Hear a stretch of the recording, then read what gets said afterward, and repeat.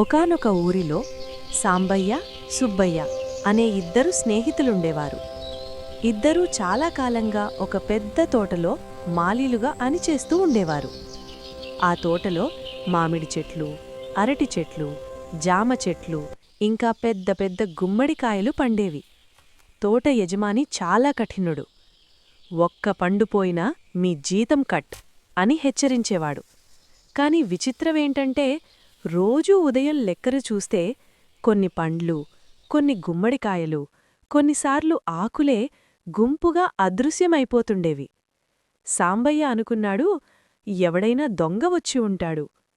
సుబ్బయ్య అనుకున్నాడు, అది మనకు తెలియకుండా వచ్చే జంతువేమో. కాని ఎంత గమనించినా ఎవ్వరూ దొరకలేదు. ఇలా రోజులు గడుస్తున్నాయి. యజమాని కోపం పెరుగుతోంది. అప్పుడొకరోజు సాంబయ్య అన్నాడు, ఇలా కాదురా, ఈ రాత్రి ఇక్కడే దాక్కుందాం.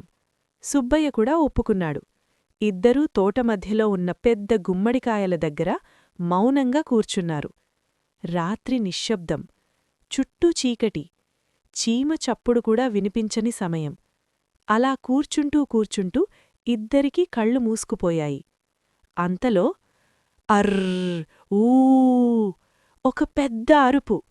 ఇద్దరూ ఒక్కసారిగా లేచి కూర్చున్నారు. ఏమిటీ శబ్దం? ఏనుగు అరుపులా ఉంది. చుట్టూ చూశారు, కాని కంటికి కనిపించేంత దూరంలో ఏనుగెక్కడా లేదు. అంతలోనే ఆకాశం వైపు చూశారు. అరే, ఆశ్చర్యం! ఆకాశం మీదనుంచి రెక్కలతో కూడిన ఒక ఏనుగు మెల్లగా దిగుతూ వస్తోంది. సాంబయ్య సుబ్బయ్య నోర్లు తెరిచేశారు. భయం, ఆశ్చర్యం, ఆనందం అన్నీ కలిసిపోయాయి.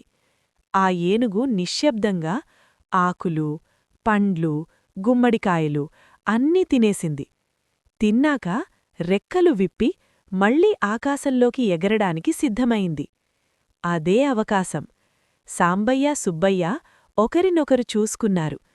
ఏమీ మాట్లాడకుండా ఆ ఏనుగు కాళ్లను పట్టుకున్నారు. అంతే, ఏనుగు రెక్కలు కొట్టింది. ఇద్దరూ దానితోపాటు ఆకాశంలోకి ఎగిరిపోయారు. ఎగురుతూనే ఉన్నారు.